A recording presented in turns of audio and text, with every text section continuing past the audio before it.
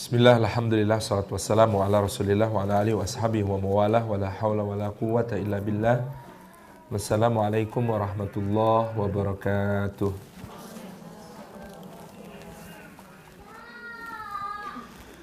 Syukur kehadirat Allah, kita lanjutkan pembahasan kita. Masa Sayyidina Umar bin Khattab radhiyallahu anhu ditandai dengan begitu banyak kemajuan di berbagai bidang yang kemudian melahirkan juga begitu banyak hal-hal lain yang akan menjadi ikutan dan berdampak pada peradaban Islam di masa yang akan datang. Di antaranya yang kemudian juga akan menjadi sebab wafatnya Sayyidina Umar bin Khattab adalah dendam dari keluarga Kekaisaran Persia yang merasa bahwa Sayyidina Umar bin Khattab adalah penyebab utama dari kehancuran Kekaisaran Persia yang berusia ribuan tahun.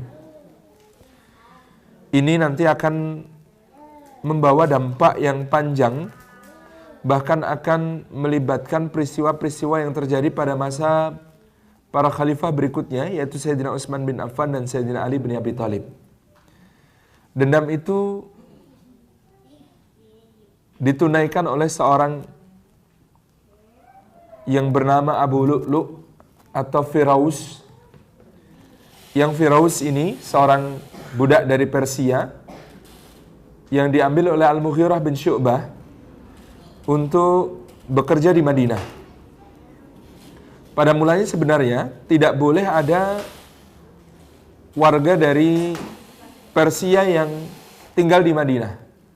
Tetapi Abu Lu'lu' ini memiliki keterampilan yang sangat banyak sehingga dibawa oleh Al-Mughirah bin Syu'bah ke Madinah dan dimintakan izin kepada Sayyidina Umar bin Khattab untuk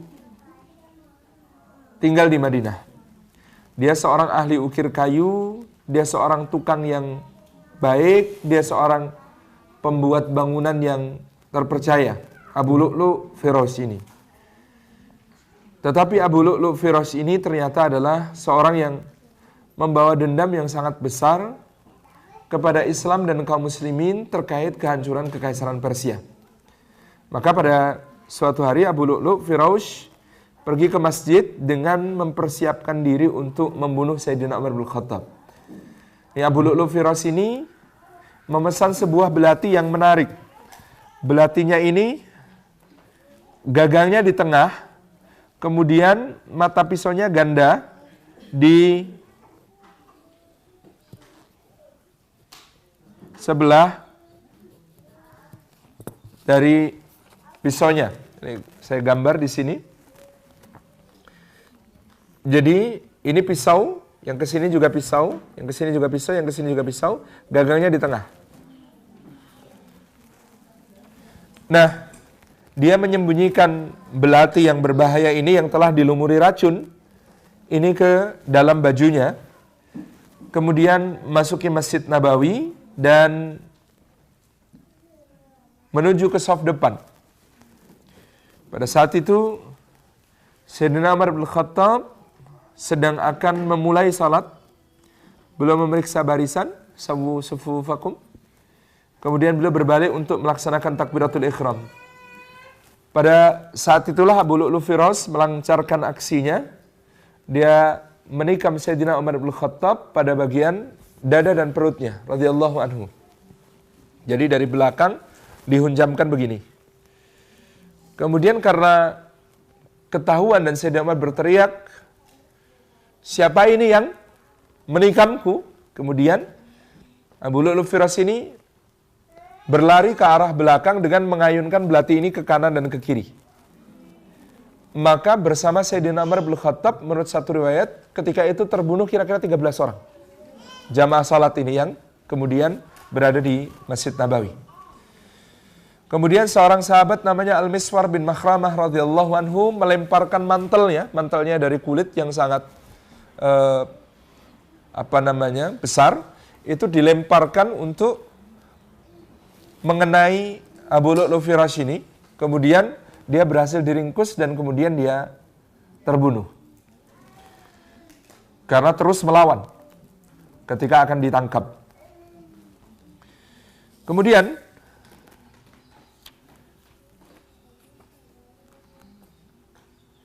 Sayyidina Umar bin Khattab dibopong untuk ke rumah dalam keadaan pingsan karena darah yang keluar dari tubuh beliau sangat banyak.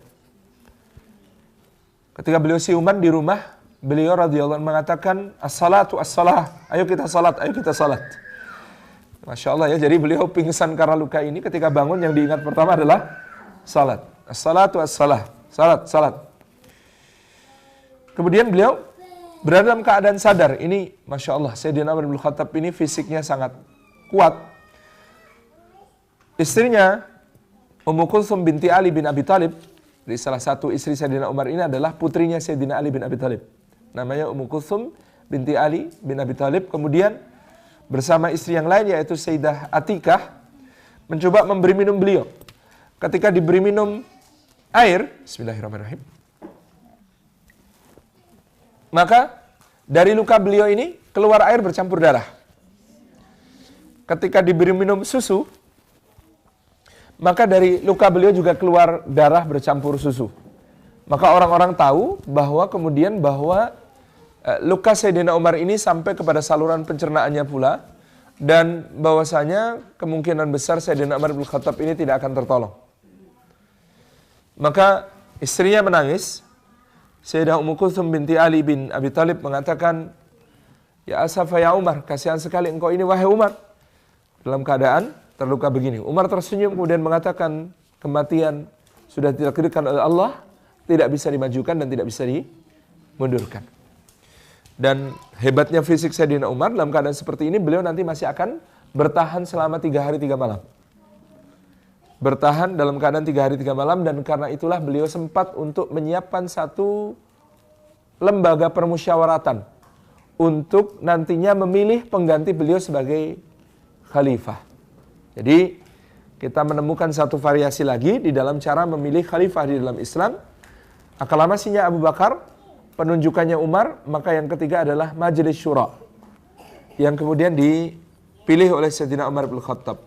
Pada saat itu beliau menunjuk 1 Utsman bin Affan, 2 Ali bin Abi Thalib, 3 Talhah bin Ubaidillah, 4 Az-Zubair bin Al-Awwam, 5 Sa'ad bin Abi Waqqas, ke-6 Abdurrahman bin Auf sebagai ahli Majelis Syura yang akan bersidang untuk menentukan siapa khalifah pengganti beliau radhiyallahu anhu. Orang-orang mengusulkan Abdullah bin Umar untuk menjadi khalifah, dan beliau berulang kali didesak agar Abdullah bin Umar ini saja yang jadi khalifah. Umar bin Khattab mengatakan cukup 1 orang dari keluarga Umar yang menanggung amanat begitu berat ini. Karena didesak terus, maka Abdullah bin Umar dimasukkan ke dalam tim syura, punya hak pilih tetapi tidak punya hak dipilih. Ya, Umar mengatakan, kalau begitu aku masukkan Abdullah bin Umar ke dalam mereka yang bermusyawarah, tetapi dia tidak punya hak untuk dipilih. Bahwasanya dia ini, jika nanti terjadi deadlock 3 lawan 3, misalnya, Abdullah bin Umar yang akan menjadi penentu kemana yang dipilih. Ini atas wasiat Sayyidina Umar bin Khattab radhiyallahu anhu. Kemudian 6 calon khalifah ini dipanggil satu persatu oleh Sayyidina Umar untuk diajak berbicara secara 4 mata.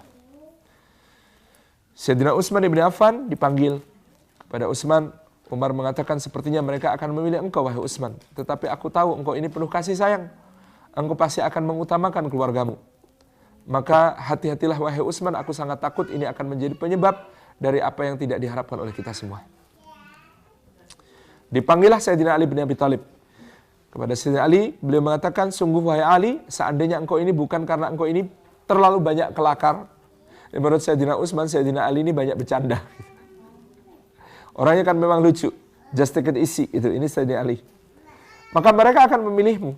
Sayangnya, mungkin mereka akan mengalihkan urusan ini kepada orang lain terlebih dahulu. Maka tetaplah engkau di atas kebaikan.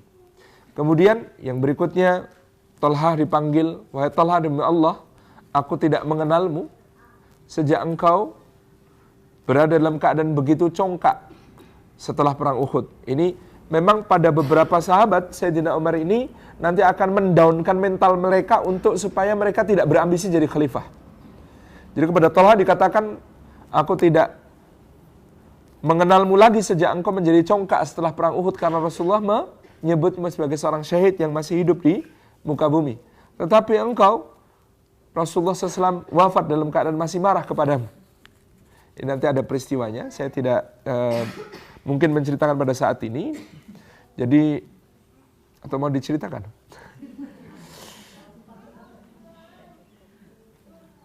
Jadi pada waktu turun ayat hijab itu ada sabab nuzulnya.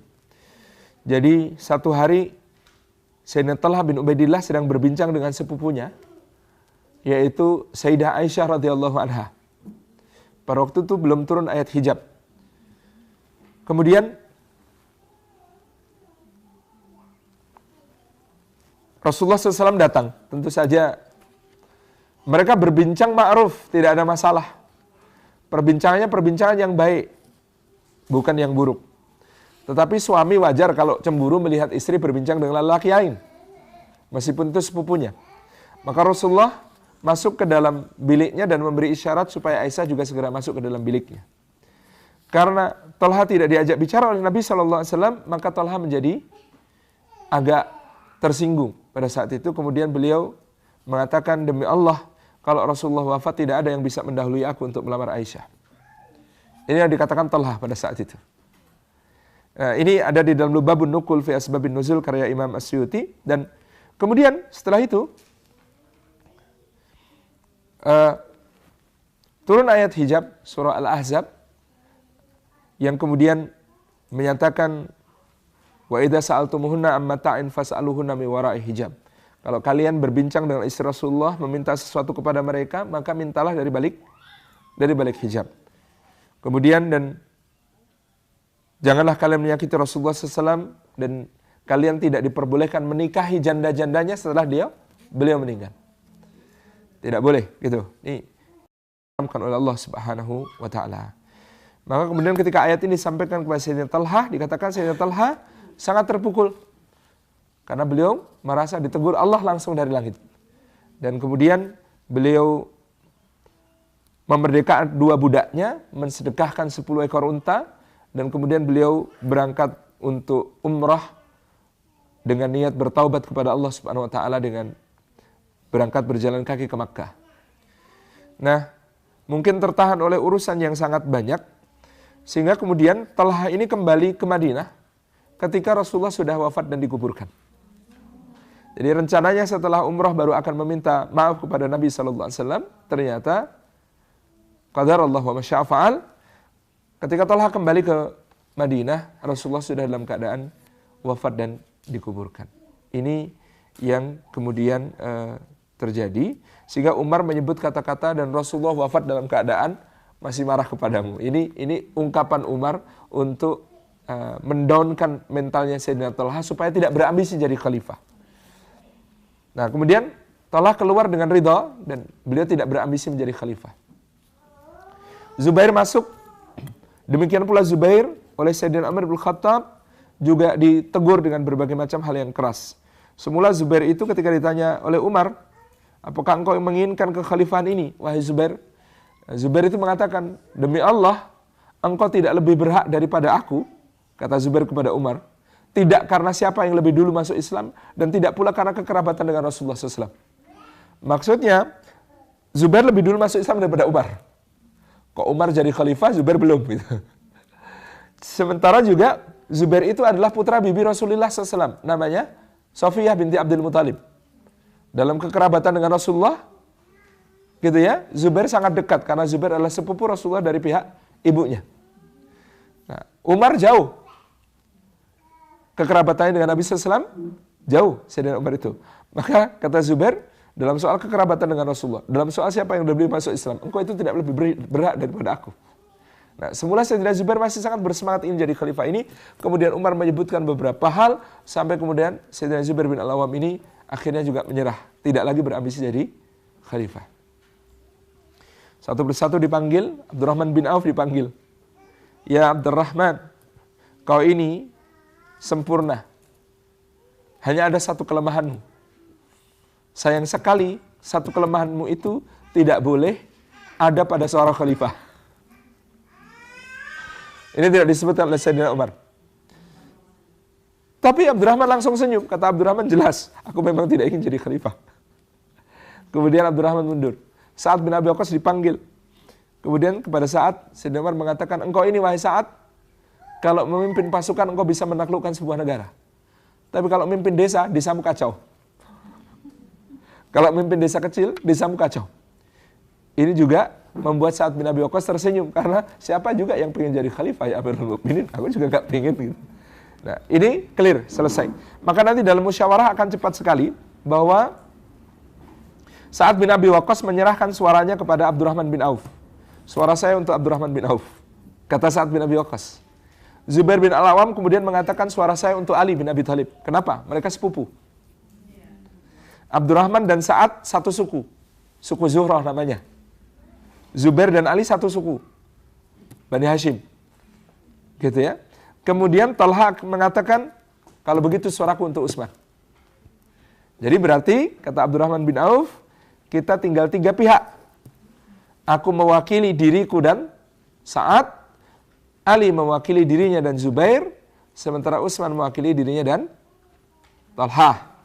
Kata Abdurrahman bin Auf, demi Allah aku sama sekali tidak menginginkan jabatan ini, maka sekarang tergantung padaku.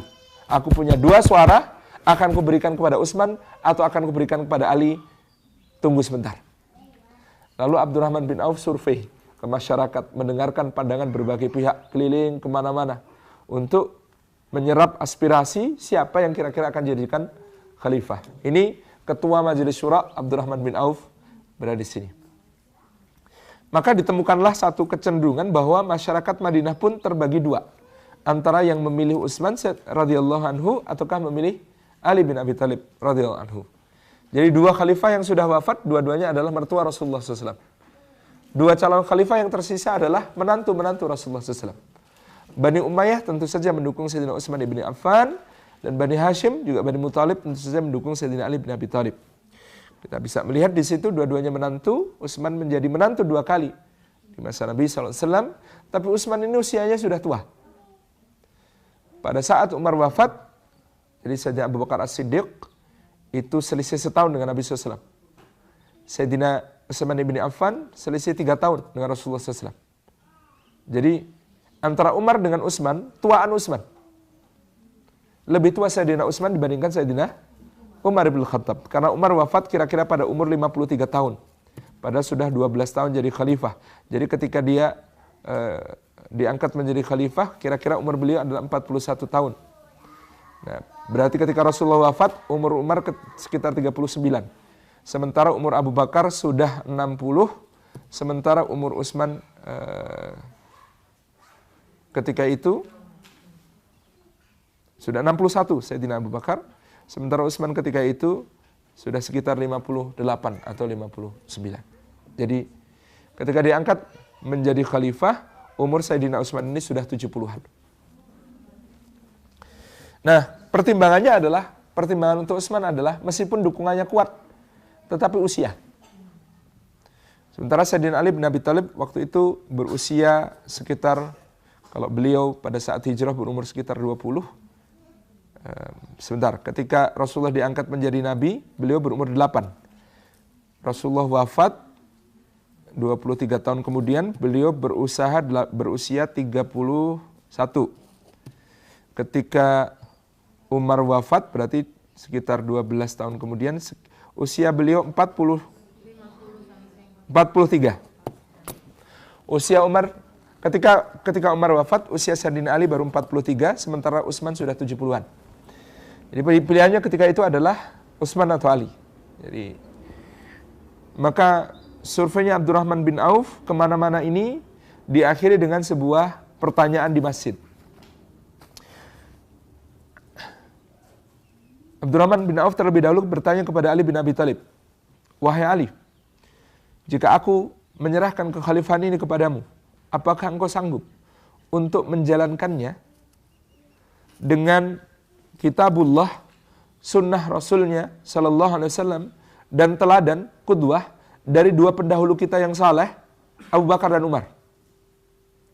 Sayyidina Ali bin Abi Thalib menjawab dengan kitabullah, sunnah Rasulnya, dan caraku sendiri.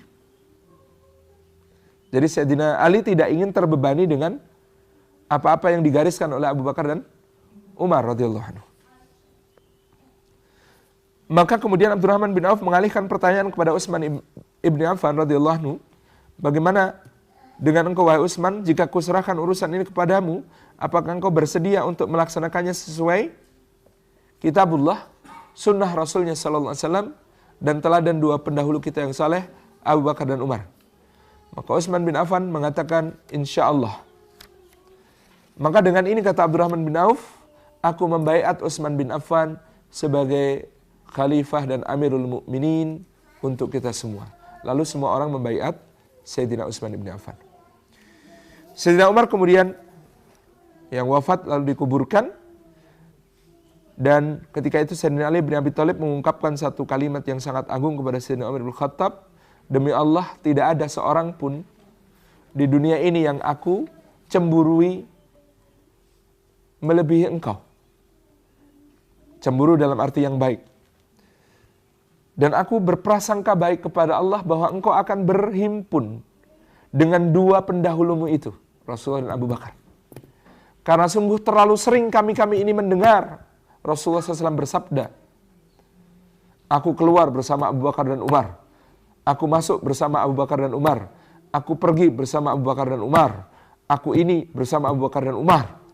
Dia kata Sayyidina Ali bin Abi Thalib, Rasulullah itu terlalu sering bilang, aku bersama Abu Bakar dan Umar. Inilah yang dikatakan oleh Sayyidina Ali bin Abi Thalib. Pada waktu sakratul maut itu pula Sayyidina Umar bin Khattab mengutus putranya Abdullah bin Umar kepada ibunda kita Aisyah radhiyallahu anha untuk minta izin supaya dapat dikuburkan di sisi Rasulullah dan Abu Bakar As-Siddiq yang dikuburkan di rumah ibunda kita Aisyah. Jadi kuburan Rasulullah, Abu Bakar itu ada di rumah Aisyah. Kalau sekarang menjadi bagian dari Masjid Nabawi, tapi aslinya itu adalah rumah ibunda kita Aisyah. Kemudian dikatakan kepada putranya ini, Umar mengatakan, bilang yang minta izin Umar, bukan Amirul Mukminin, karena aku sudah bukan Amirul Mukminin. Kemudian beliau, Abdullah bin Umar radhiyallahu anhu menyampaikan itu kepada Aisyah, dan Aisyah berkata, sungguh demi Allah, aku sangat menginginkan tempat yang ini untuk diriku, karena kaplingnya tinggal satu lokasi lagi. Jadi sudah ada Rasulullah, ada Abu Bakar, dan tinggal satu kapling lagi. Kata Aisyah, aku sangat menginginkan tempat itu untukku, karena di situ ada suamiku dan ada ayahku. Tetapi aku isar kepada Umar. Aku mendahulukan Umar atas diriku. Maka kemudian nanti Sayyidina Umar bin Khattab dimakamkan di tempat tersebut. Lokasinya secara posisi agak menyerang sedikit, dalam arti makam Rasulullah SAW. Nah, Abu Bakar As-Siddiq, kepala beliau radhiyallahu anhu terletak kira-kira di bagian dada atau perut Rasulullah SAW. Turun sedikit. Kemudian kepala Sayyidina Umar bin Khattab ada di sekitar perut atau dada Abu Bakar As-Siddiq radhiyallahu anhu. Jadi agak gini. Ini, dan sejak itu Aisyah masih tinggal di rumahnya, dan Aisyah selalu memakai hijab, cadar, meskipun di dalam rumah. Kenapa? Kata Aisyah, karena dulu di dalam rumahku hanya ada ayahku dan suamiku. Sekarang ada orang lain, yaitu Sayyidina Umar bin Khattab yang dikuburkan di rumah beliau. Sampai para sahabat itu yang menjaga dirinya, kehormatannya sedemikiannya, sampai Aisyah itu mengatakan, sejak Umar dikuburkan di rumahku, aku selalu memakai cadar, di luar maupun di dalam rumah. Ini karena hijab dalam bentuk cadar ini wajib untuk istri-istri Rasulullah SAW pada saat itu.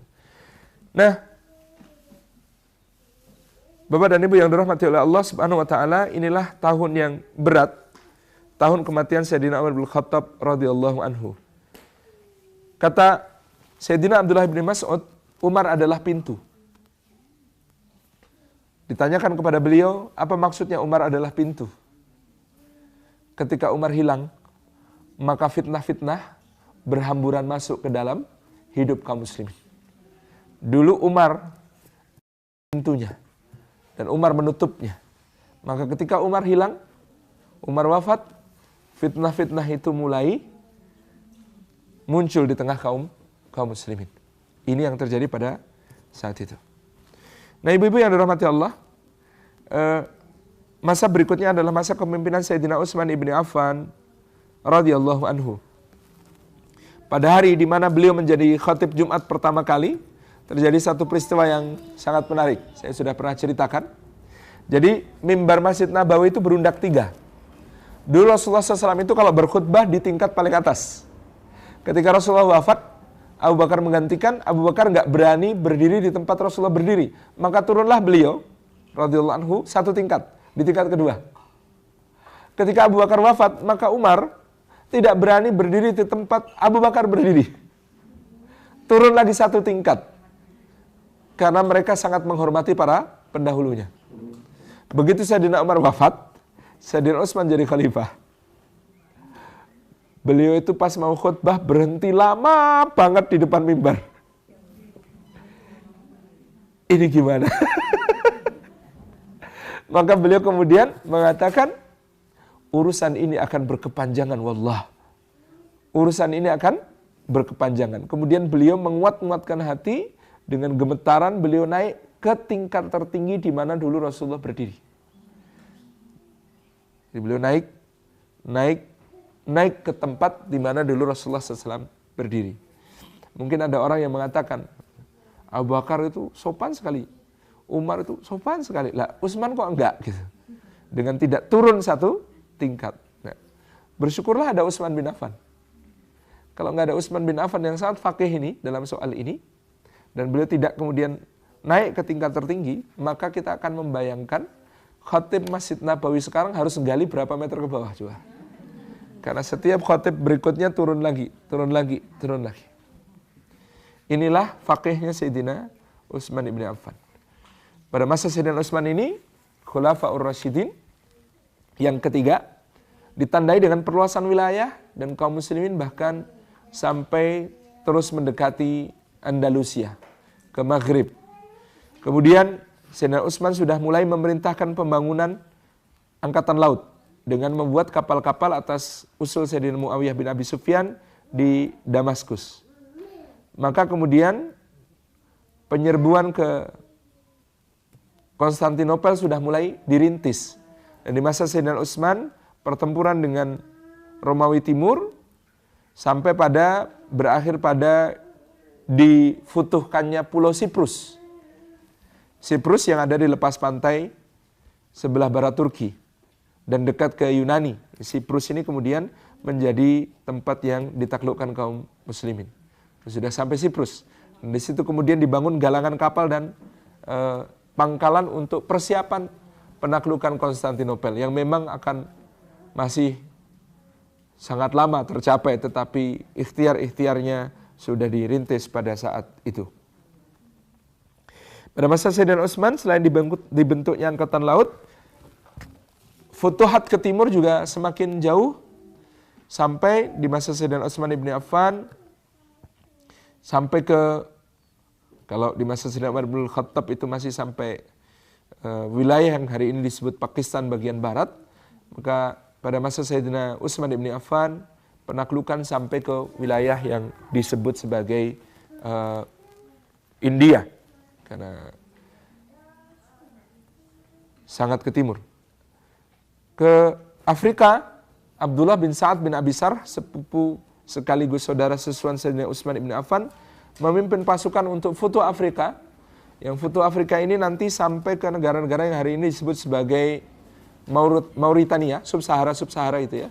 Mauritania, Zimbabwe gitu ya, sampai ke Nigeria, daerah-daerah yang kemudian sangat Mali, di Sub-Sahara. Ini yang dicapai di masa Sayyidina Utsman ibn Affan radhiyallahu anhu. Dalam administrasi negara, Sayyidina Utsman dibantu oleh seorang yang oleh Abul A'la al-Maududi dalam Al-Khilafat wal Mulk disebut sebagai sekretaris jenderal negara. Ini adalah juga kerabat Sayyidina Utsman ibn Affan yang disebut, yang bernama Marwan bin Al-Hakam bin Abil As, yang Marwan ini nanti akan berada pada titik kritis masa pemerintahan Sayyidina Utsman karena banyak fitnah yang kemudian melanda, dan salah satu yang menjadi nama yang sering terpusar di dalam fitnah itu adalah Marwan bin Hakam. Misalnya nanti masa dari Mesir, dari Kufah, dari Basrah itu sampai berunjuk rasa ke Madinah menuntut dipecatnya Marwan. Karena Marwan dituduh menggelapkan dana khumus Afrika senilai 5 juta dinar. 5 juta dinar itu berapa? 1 dinar itu 4,25 gram emas. Katakanlah itu 2 juta saja deh. Kita ambil nilai bawah 2 juta. 2 juta kali 5 juta. 10 triliun. Iya ya. 2 juta kali 5 juta itu 10 triliun. 10 triliun. Saat itu. Nah, Sayyidina Utsman bin Affan itu Masya Allah ya. Orang yang tidak suka ribut. Orang yang tidak suka adanya keributan, sampai-sampai pada masa itu kalau kalian itu menuduh Marwan, kata Sayyidina Utsman, kalian tidak bisa mengajukan bukti. Para penuduh ini tidak bisa mengajukan bukti bahwa Marwan benar-benar menggelapkan dana khumus senilai 5 juta dinar itu. Rumor berkembang di mana-mana, tapi tidak ada bukti. Tapi Sayyidina Utsman tidak ingin ramai itu, sampai dikisahkan betapa beliau kemudian mengambil dari uang pribadinya bernilai 5 juta dinar, kemudian diserahkan ke Baitul Mal dengan mengatakan, kalau kalian menganggap bahwa ini adalah yang digelapkan Marwan, maka aku mengembalikannya 5 juta dinar ke Baitul Mal. Kalau tuduhan kalian tidak benar, maka ini adalah infakku, kata Utsman, untuk Baitul Mal. Ini yang terjadi pada masa itu. Jadi fitnah-fitnah ini mulai meluas. Dan ada seorang yang bekerja keras, namanya Abdullah bin Saba, untuk melakukan pemecah belahan kaum muslimin. Dia mulai beraksi dengan bergerak di daerah Khurasan dan wilayah-wilayah bekas Kekaisaran Persia. Apa isu yang dibawa oleh Abdullah bin Saba yang sebenarnya seorang Yahudi Dunamah ini? Dia membawa isu tentang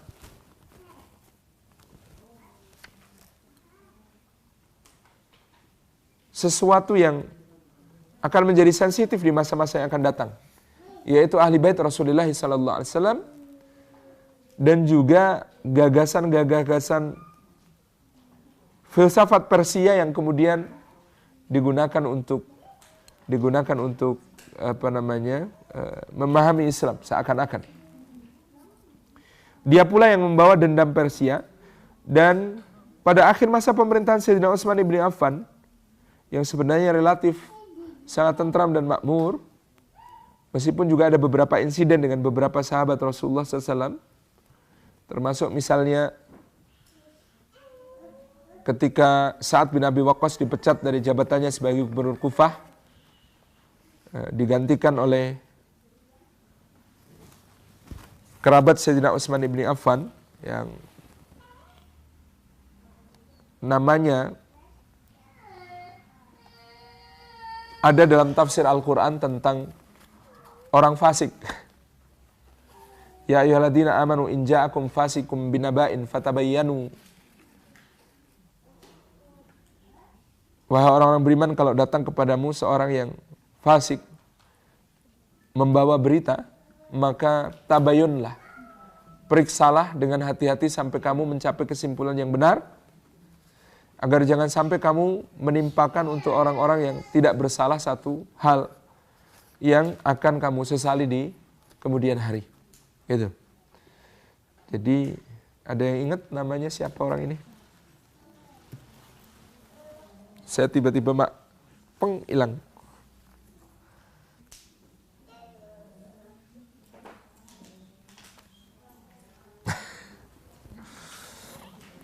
Lupa namanya.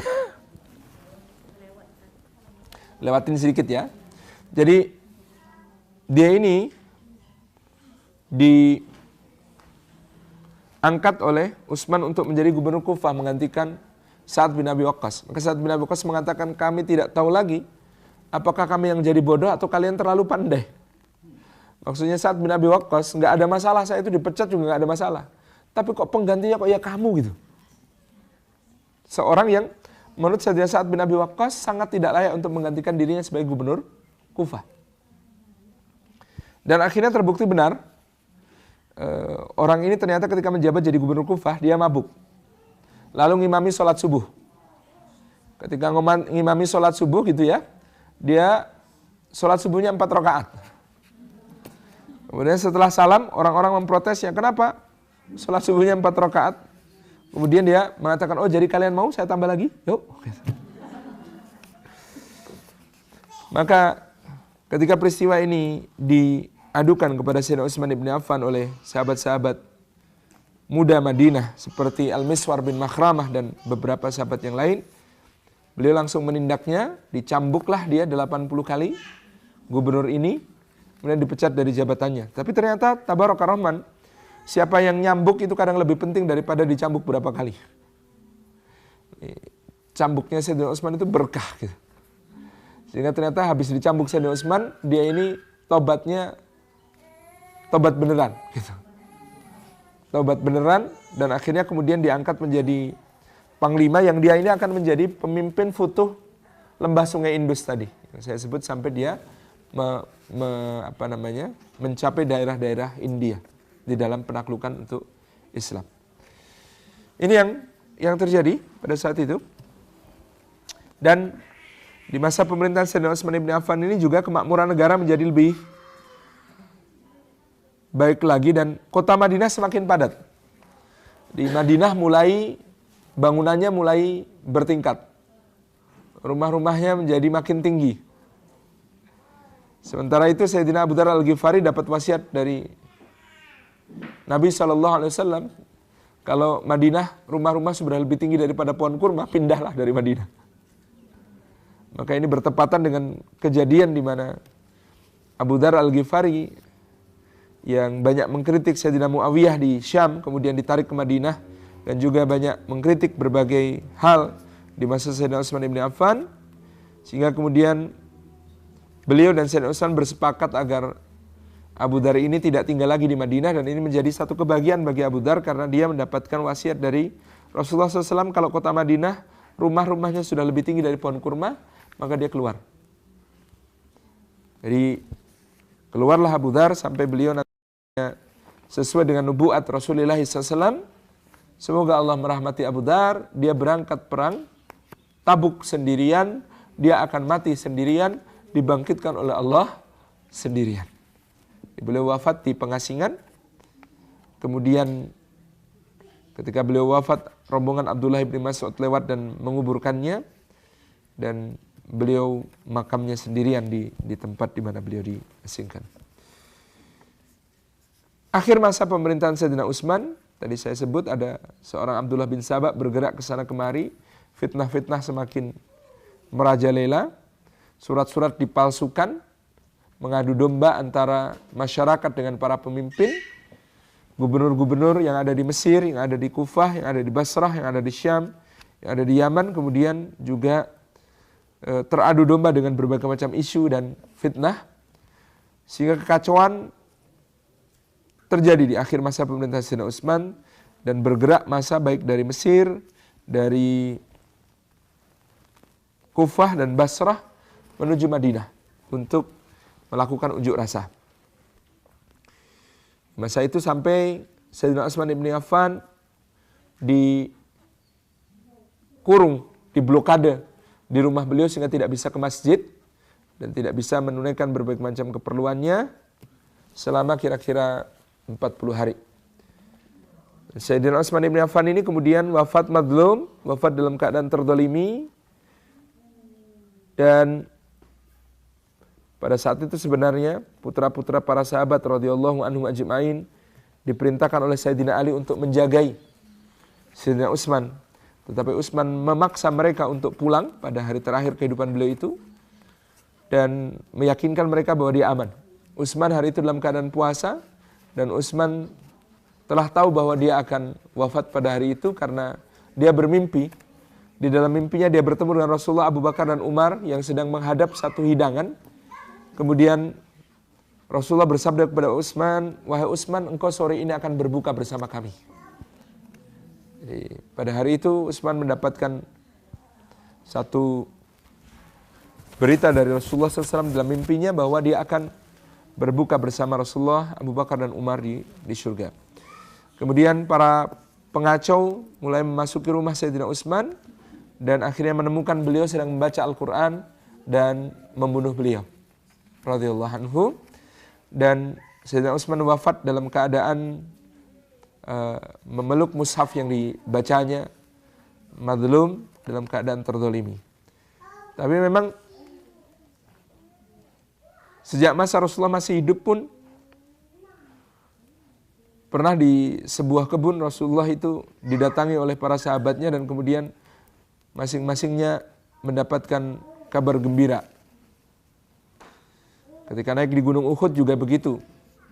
Jadi ketika naik di Gunung Uhud bersama Abu Bakar, Umar, dan Utsman, Rasulullah itu sudah bersabda ketika Uhud bergetar, "Tenanglah wahai Uhud, di atasmu ini hanya seorang nabi, seorang siddiq, dan 2 orang syahid." Maka Utsman dan Umar itu sudah diberi kabar oleh Rasulullah bahwa mereka akan syahid terbunuh. Demikian pula ketika Rasulullah berada di sebuah kebun, Abu Bakar minta izin masuk, Rasulullah mengatakan beri kabar gembira kepadanya dengan surga. Umar masuk, beri kabar gembira dia dengan surga dan kesyahidan. Utsman masuk, Rasulullah menitikkan air mata mengatakan beri kabar gembira dengan surga, kesyahidan dan terzalimi. Al-madlum Utsman bin Affan radhiyallahu anhu. Nah, Bapak Ibu yang dirahmati Allah, terbunuhnya Sayyidina Utsman ini menjadi satu kekacauan di Madinah. Oh iya, yang mengepung ini semula sudah sempat didamaikan oleh Sayyidina Ali bin Abi Thalib dengan Sayyidina Utsman bin Affan dan mereka sepakat untuk pulang ke kota masing-masing dan kebijakan-kebijakan sesuai yang mereka tuntutkan akan diperbaiki. Yang Mesir sudah berangkat kembali ke Mesir, yang ke Basrah maupun Kufah juga begitu. Tapi wallahu alam bisawab, terjadi fitnah lagi, ada seorang berkuda membawa surat melewati mereka, melewati rombongan. Ketika ditangkap ternyata bawa surat. Di surat itu tanda tangannya atas nama Marwan bin Hakam, sekretaris Sayyidina Utsman, dan di situ tertulis perintah seakan-akan dari Marwan bin Hakam bahwa nanti kalau rombongan-rombongan ini pulang sampai ke negeri mereka masing-masing, mereka harus dibunuh semuanya.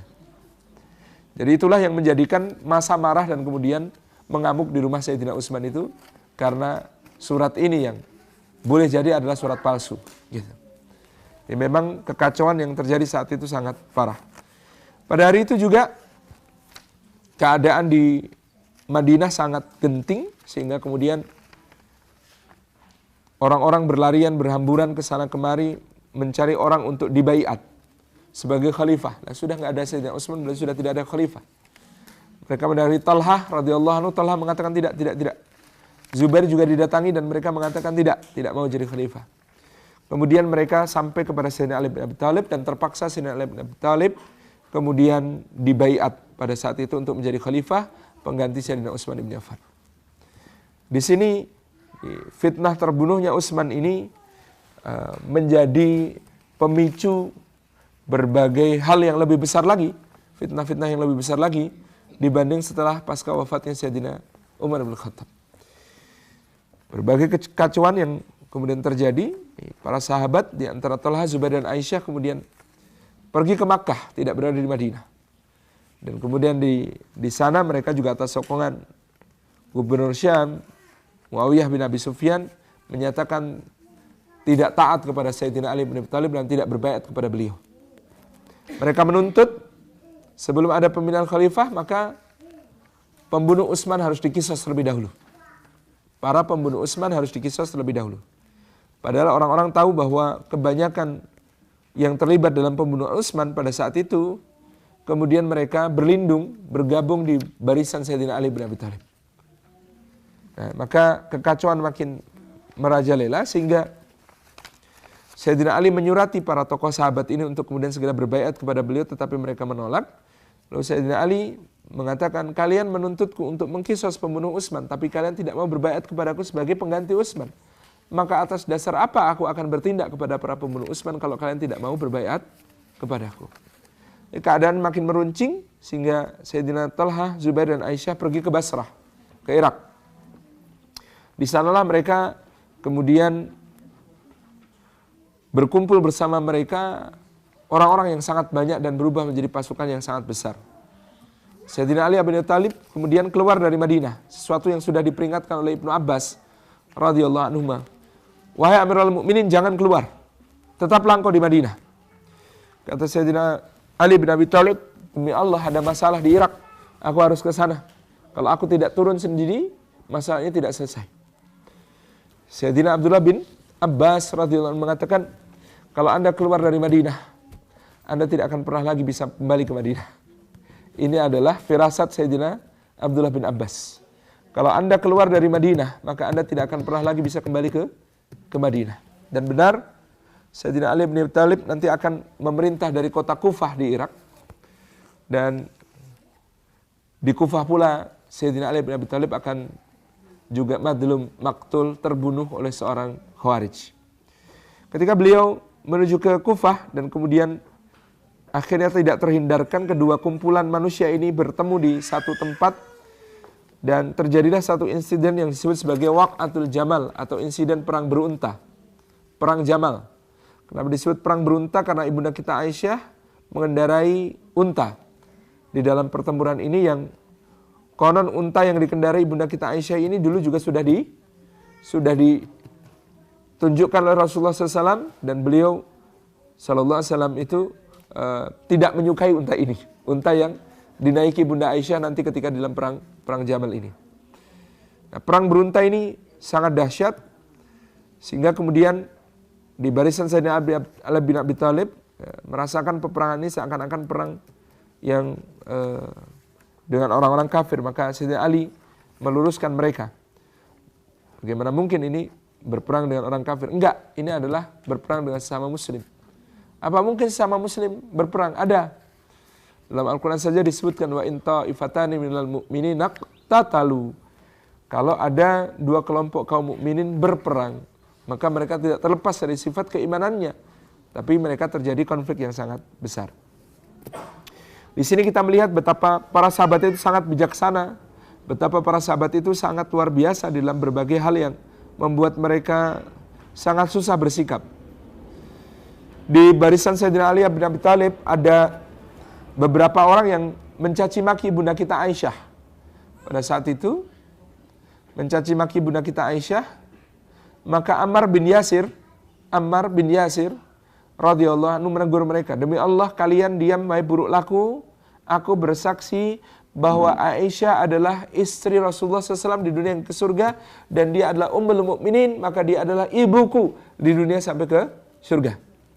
Hanya saja Allah sekarang sedang menguji kita, kata Ammar bin Yasir, apakah kita lebih taat kepada Allah atau lebih taat kepada Aisyah. Jadi maknanya ya, tidak akan putus hubungannya bahwa Aisyah itu istri Rasulullah, tidak akan putus hubungannya bahwa Aisyah itu adalah ummul mukminin, ibu kaum mukminin. Tetapi saat ini kondisinya bahwa Aisyah ada di kubu seberang, ada di kubu lawan, itu karena kata Ammar bin Yasir, Allah tidak menguji kita lebih taat kepada Allah atau lebih taat kepada Aisyah. Nah, pertempuran ini sebelum jatuh korban yang banyak, maka Sayyidina Ali bin Abi Thalib memutuskan untuk menghentikannya. Gimana caranya bikin pertempuran ini berhenti?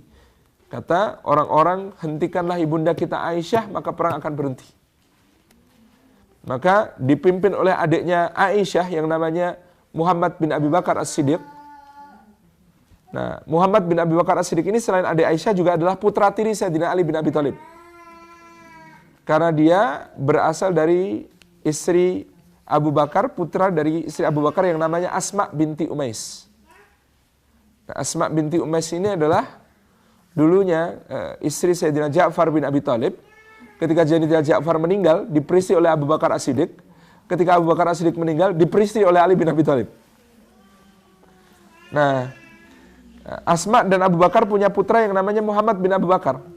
Dan Muhammad bin Abi Bakar ini nanti akan menjadi putra tiri tapi sangat disayang oleh Sayyidina Ali bin Abi Thalib.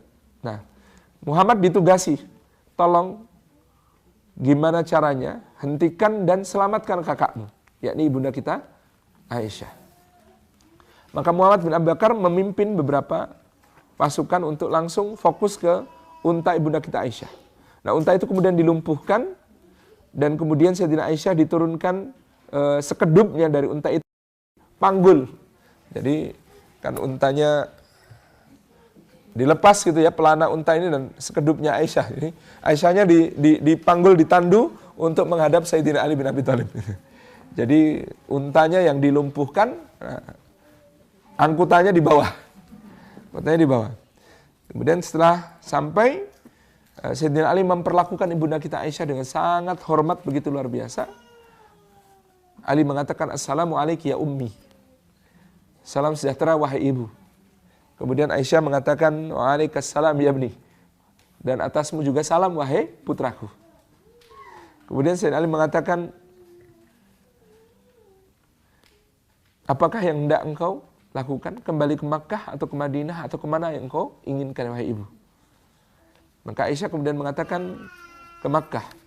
Maka Sayyidina Ali menyediakan fasilitas untuk ibu kata Aisyah kembali ke Makkah dengan penuh penghormatan dan penuh kebaikan. Nah, sebelum berangkat untuk mendamaikan kedua pasukan, Aisyah berpidato. Dan pidatonya Aisyah ini sangat luar biasa. Pidatonya Aisyah ini dengan muqaddimah yang sangat dahsyat, dengan isi taujih, pengarahan kepada kaum muslimin yang sangat dahsyat, dan beliau mengatakan, "Janganlah kalian memanjang-manjangkan urusan antara kami dengan Ali bin Abi Thalib. Demi Allah, sesungguhnya apa yang terjadi antara aku dengan Ali bin Abi Thalib tidak lebih seperti ada ketidakcocokannya antara ibu mertua dengan menantunya." Ibu mertua dengan menantunya, karena Aisyah adalah istri Rasulullah, sementara Sayyidina Ali adalah menantu Rasulullah SAW. Ini cuma biasalah ibu mertua sama menantu kadang-kadang ada ketidaksepakatan. Begitu. Maka demi Allah, janganlah kalian mengkhianatinya, janganlah kalian membunuhnya. Yakni Sayyidina Ali bin Abi Thalib, karena kalian tidak akan mendapati seorang pun yang lebih baik daripada dia. Nah, di masa fitnah ini ada dua sahabat utama yang lari menjauh dari fitnah. Sa'ad bin Abi Waqqas itu bergerak berdakwah ke pelosok-pelosok, dan Abdullah bin Umar, dua-duanya itu begitu dengar ada pertempuran antara sesama orang muslim, itu pedangnya dipukul-pukulkan ke batu sampai tumpul, agar jangan sampai terlibat dan jangan sampai membunuh kaum muslimin gitu. Sayyidina Sa'ad bin Abi Waqqas ini nanti sampai orang Cina percaya bahwa Sa'ad bin Abi Waqqas pernah mengunjungi mereka di Guangzhou. Dan di Guangzhou ada makamnya Sayyidina Sa'ad bin Abi Waqqas. Meskipun menurut para sejarawan modern yang lebih terpercaya, yang dikuburkan di situ kemungkinan adalah barang peninggalan Sa'ad bin Abi Waqqas. Barang, ya mungkin jubahnya atau apanya. Nanti kalau dirunut ke barat, Bapak Ibu rahmat Allah, Sa'ad bin Abi Waqqas tadi itu punya makam kira-kira 8 di berbagai negara. Kenapa? Saking beliau itu dicintai di banyak negara, banyak makamnya. Peninggalannya dikuburin, dianggap makamnya. Di mana Sayyidina Sa'ad bin Abi Waqqas dimakamkan, berita yang lebih sahih adalah beliau makamnya ada di Baqi, di Madinah. Jadi pada akhir hayat beliau setelah berpetualang ke sana kemari, berdakwah kembali ke Madinah. Itu Sa'ad bin Abi Waqqas radhiyallahu anhu. Nah, Bapak Ibu yang dirahmati Allah Subhanahu wa taala, pada saat itu, pada saat Waqatul Jamal ini, akhirnya pecah lagi nanti pertempuran yang lebih besar. Sayyidina Ali menuju ke utara karena ketidaktaatan gubernur Damaskus, gubernur Suriah, gubernur Syam, yaitu Muawiyah bin Abi Sufyan radhiyallahu anhu. Nah, Muawiyah juga dengan kekuatan besar bertemu dengan Sayyidina Ali bin Abi Thalib di daerah yang sekarang disebut sebagai Siffin. Siffin ini ada di dekat Mosul. Mosul ini salah satu wilayah di Irak yang berbatasan dengan Suriah. Kalau ibu-ibu tahu kemarin ada IS, nah, itu daerahnya di Mosul. Di Mosul inilah kemudian kedua pasukan bertemu di Siffin. Dan kemudian singkat cerita, konflik besar itu diakhiri dengan tahkim atau arbitrase. Sayyidina Ali bin Abi Thalib mengirim Abu Musa al-Asy'ari untuk merundingkan perdamaian. Sementara di pihak ujung, Muawiyah bin Abi Sufyan mengirimkan sahabat Amr bin al-As. Nah, tentu saja ini tidak seimbang karena Amr bin al-As itu diplomat ulung, Abu Musa al-Asy'ari itu diplomat lugu. Maka waktu itu Ibnu Abbas mengatakan, kenapa dia yang dipilih? Ini desakan para qurra, desakan orang-orang dari Tamim yang kemudian meminta agar Ali memilih Abu Musa al-Asy'ari. Padahal sebenarnya Sayyidina Ali pengen memilih Ibnu Abbas. Kalau Ibnu Abbas ini sebanding dengan Amr bin al-As dalam soal kecerdasan. Nah, ini ternyata yang dipilih adalah Abu Musa. Nah, maka ketika berunding sudah bisa diduga Abu Musa kalah diplomatik dibandingkan Amr bin al-As. Jadi kata Abu Musa dan Amr bin al-As, kita sepakat, apa yang kita sepakati, cabut kepemimpinan Muawiyah maupun Ali dari tampuk kekhalifahan, nanti biarkan kaum muslimin memilih yang mereka ridhoi. Setuju, kata Amr bin al-As. Nanti kita bicara di hadapan khalayak sama-sama. Anda silahkan bicara duluan. Jadi Abu Musa al-Asy'ari kemudian bicara, amma ba'du, kata beliau, dengan ini maka aku mencabut kekhalifahan dari tangan Ali bin Abi Thalib supaya kaum muslimin nanti bisa memilih pemimpin yang mereka ridhoi.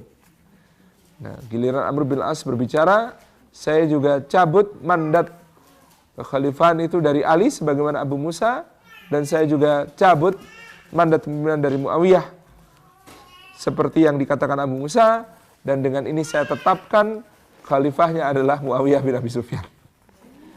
Jadi di tengah itu beliau bicara demikian sehingga arbitrase ini akhirnya berakhir dengan kekecewaan dan pecahnya barisan di pihak Sayyidina Ali bin Abi Thalib. Maka kelompok yang berada di kelompok Sayyidina Ali bin Abi Thalib terpecah menjadi yang disebut sebagai Khawarij. Disebut Khawarij karena mereka keluar dari barisan, tidak setuju dengan arbitrase. Mereka mengatakan arbitrase ini batil karena mentahkimkan sesuatu yang inil hukmu illa lillah, tiada hakim yang berhak untuk mengadili selain Allah. Harusnya perang sampai habis. Ini kok pakai arbitrase. Mereka disebut Khawarij. Ada orang-orang yang sangat setia kepada Sayyidina Ali bin Abi Thalib dan kesetiaan mereka melebihi batasnya sampai pada pemujaan. Inilah nanti yang akan melahirkan apa yang disebut sebagai Rafidhah atau Syiah yang menolak. Syiah itu artinya golongan. Nah, Syi'atu Rafidhah artinya golongan yang menolak. Apa yang dimaksud menolak? Rafidh menolak kepemimpinan semua khalifah sebelum Ali bin Abi Thalib radhiyallahu anhu dan menganggap satu-satunya yang berhak sebagai pemegang wasiat Rasulullah untuk jadi khalifah adalah Ali. Kemudian ada yang munsif, ada orang-orang yang adil di barisan Sayyidina Ali bin Abi Thalib yang terjadi pada masa itu. Maka Muawiyah kembali ke Syam, tetap hanya bisa memerintah negeri Syam dan sekitarnya. Ali bin Abi Thalib kembali ke Kufah dan beliau memerintah negeri-negeri kaum muslimin di tempat-tempat yang lain. Nah, maka ada bercandaan yang sangat sering saya gunakan untuk menggambarkan watak Sayyidina Ali bin Abi Thalib yang just ticket isi itu tadi. Ada seorang Khawarij mendatangi Sayyidina Ali bin Abi Thalib dan berkata, dulu zaman Abu Bakar dan Umar itu kita ini tentram-tentram saja.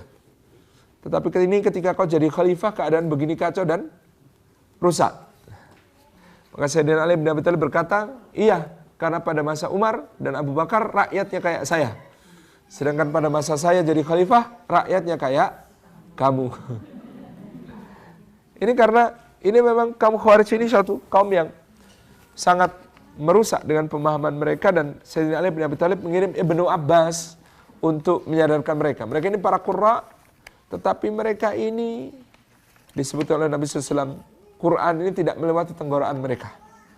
Mereka itu muda dan bodoh, tidak memiliki pemahaman yang benar tentang berbagai macam ayat yang mereka hafalkan. Sampai-sampai kemudian mereka menafsiri kalimat inil hukmu illa lillah dengan Sayyidina Ali mensifatinya sebagai kalimatu haqqin uridha bihal batil. Ini kalimat kebenaran mereka gunakan untuk mencapai tujuan-tujuan kebatilan. Maka Ali mengutus Ibnu Abbas untuk mendakwai mereka. Mereka kira-kira ada 10.000 orang. Pada saat itu berkumpul di satu wilayah namanya Harura. Satu wilayah di Irak namanya Harura. Nah, ketika 10.000 orang ini bertemu dengan Ibnu Abbas mendakwai mereka. Kata Ibnu Abbas, kenapa kalian menolak tahkim? Karena inilah hukmu illa lillah. Yang berhak menjadi hakim ketika dua pasukan itu berselisih hanya Allah. ditentukan dengan perang sampai selesai. Itu kata mereka. Maka dengan ini Ali, gitu ya, Muawiyah, Amr bin As telah berada di atas kebatilan karena mereka menggunakan hakim dari kalangan manusia. Ibnu Abbas bertanya, apakah kalian menemukan ayat tentang hakim di dalam Al-Quran? Hakim dari manusia dalam Al-Quran? Kata mereka tidak. Kata Ibnu Abbas, tetapi aku menemukan. Di mana? Kata Ibnu Abbas, kalau suami istri berselisih. Kalau suami istri berselisih. Apa yang harus dilakukan kalau suami istri berselisih? Di antaranya setelah melatih beberapa tahap, faba'athu hakaman min ahlihi wa hakaman min ahliha. Untuk mendamaikan suami istri ini bisa ditunjuk arbiter, hakim.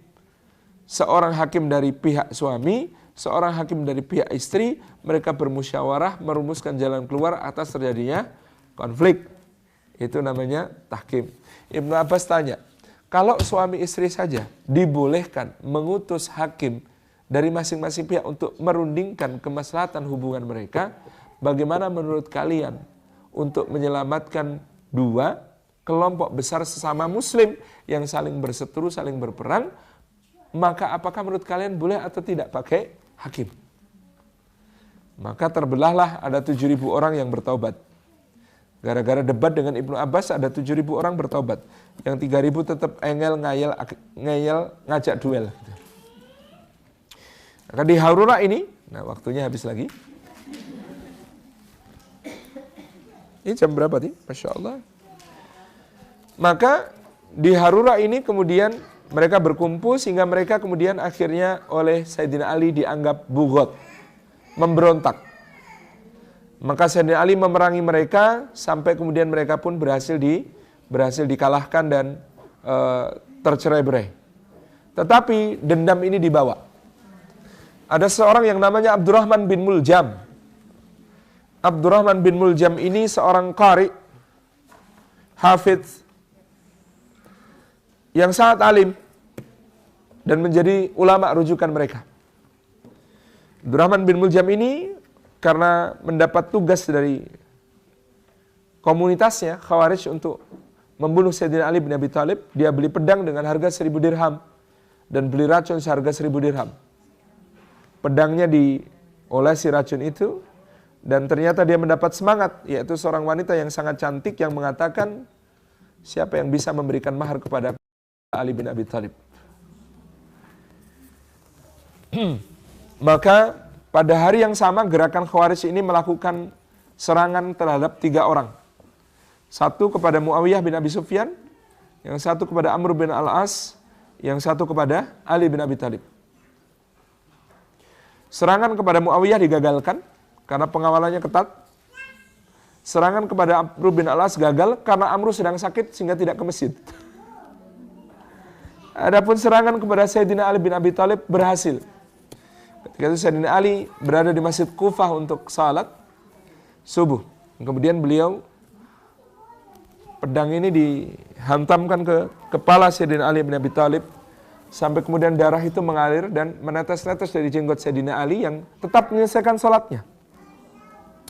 Setelah selesai salat, beliau radhiyallahu anhu bertanya, ini darah siapa? Ini darah siapa? Kemudian dijawab, itu darah engkau ya Amirul Mukminin. Beliau bertanya, siapa yang membunuhku? Ini orang yang sudah kami tangkap. Siapa nama wahai saudara? Abdurrahman bin Muljam. Kenapa engkau membunuhku? Untuk saudara-saudara kami di Harura. Jadi dendam orang-orang Khawarij. Sungguh demi Allah, kata Abdurrahman bin Muljam, pedangnya seharga 1.000 dirham, racunnya seharga 1.000 dirham, dan aku bersumpah di multazam di depan Ka'bah bahwa pedang itu akan membunuh orang paling buruk di muka bumi. Lagi-lagi Sayyidina Ali bercanda. Dalam keadaan seperti itu beliau mengatakan, oh insya Allah doamu terkabul. Wahai Hasan, nanti kalau aku mati, tolong orang ini dikisos pakai pedangnya sendiri. Agar orang paling buruk di muka bumi terbunuh oleh pedang ini. Seperti doanya dia. Karena aku pernah mendengar Rasulullah bersabda, beliau memegang ketika itu ubun-ubunku dan jenggotku sambil berkata, wahai Ali, tahukah engkau orang yang paling celaka? Orang yang paling buruk di muka bumi? Kata Ali, Allah dan Rasulnya lebih tahu. Nabi mengatakan, Uhaimyar Samud yang membunuh unta Nabi Saleh, itu orang paling celaka pertama di muka bumi.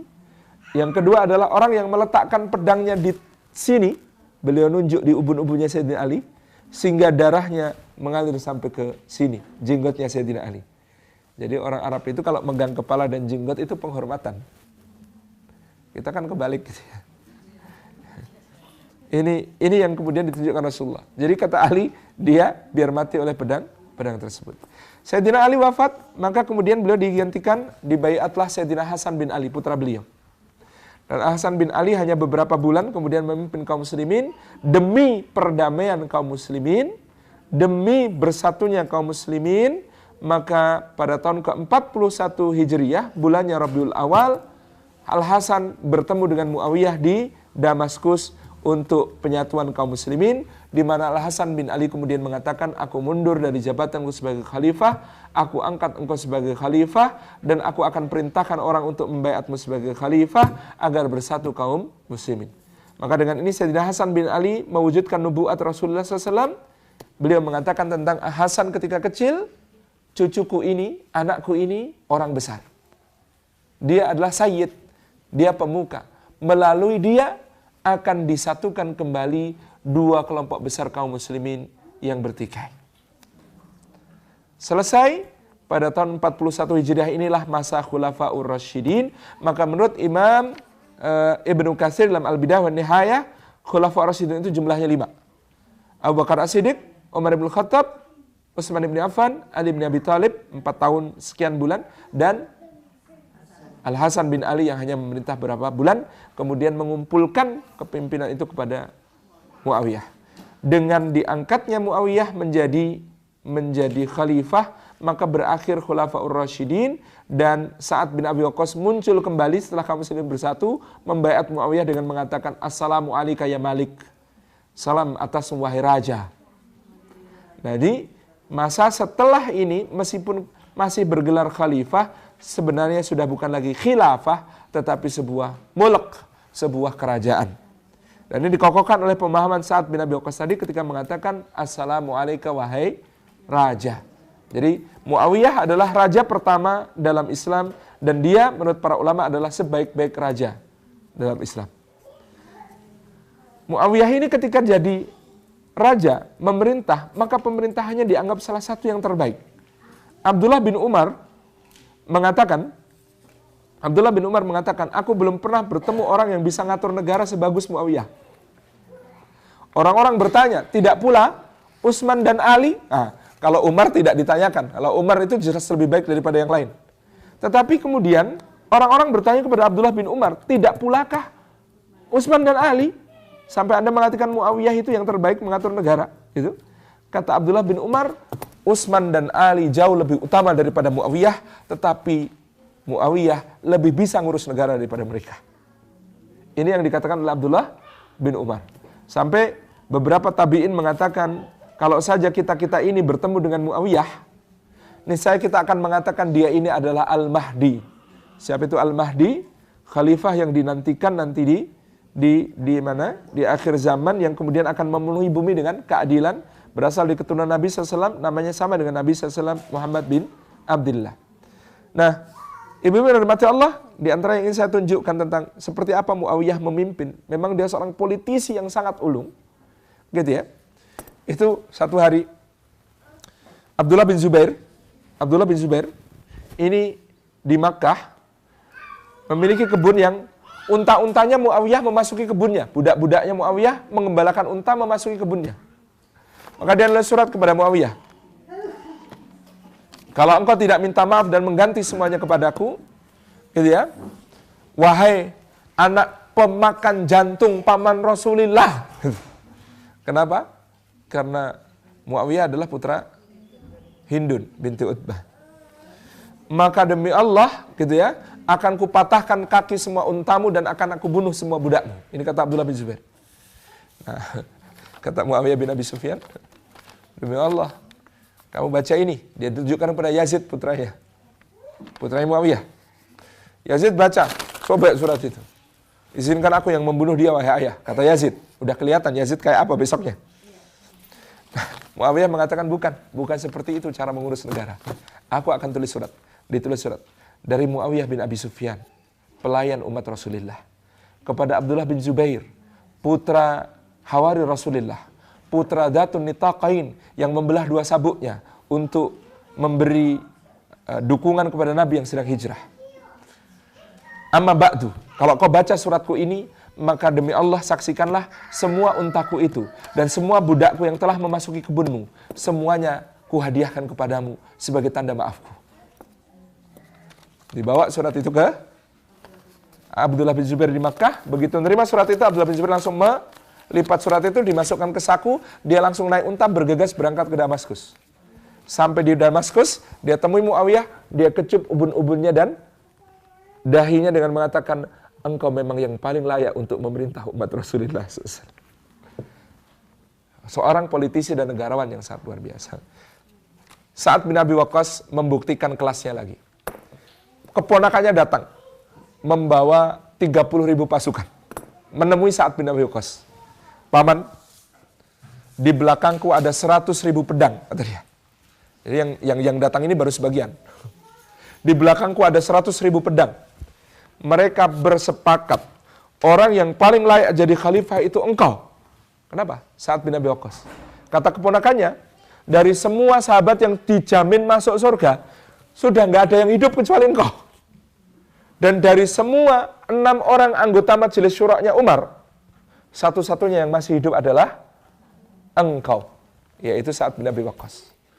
Maka, kemarilah, biarkan mereka membaiatmu, dan biarkan engkau jadi khalifah. Kata Sa'ad bin Abi Waqqas, enggak, aku enggak mau 100.000 pedang. Kalau bisa 1 pedang saja sini, yang kalau kuayunkan kepada orang kafir musuh Allah, langsung membunuh. Yang kalau kuayunkan kepada seorang yang muslim dan mukmin, maka aku yang lemes. Bisa enggak pedang kayak gitu disediakan untukku? Daripada 100.000 pedang, aku pilih pedang yang seperti itu. Ini kelasnya Sa'ad bin Abi Waqqas. Masya Allah. Ketika datang jabatan khalifah kepadanya, dia mengatakan hal yang demikian. Nah, Bapak Ibu yang dirahmati oleh Allah Subhanahu wa taala, ini selesai masa Khulafaur Rasyidin dengan diangkatnya Muawiyah bin Abi Sufyan sebagai penguasa Daulah Umayyah yang nanti akan bertahan kira-kira 100 tahun, dan di tengah-tengahnya ada permata yang berbinar cemerlang, namanya adalah Umar bin Abdul Aziz. Kita akan bahas besok Daulah Umayyah, Daulah Abbasiyah, dan kerajaan-kerajaan di bawahnya sampai Daulah Turki Utsmaniyah. Saya khawatir kayaknya juga tidak selesai satu sesi. Gimana, Bunda? Jadi bisa panjang. Oke, baik, mudah-mudahan insya Allah kita bisa lanjutkan besok masa yang disebut sebagai Mulkan Ad-Don, insya Allah. Jazakumullah khairan. Assalamualaikum warahmatullahi wabarakatuh.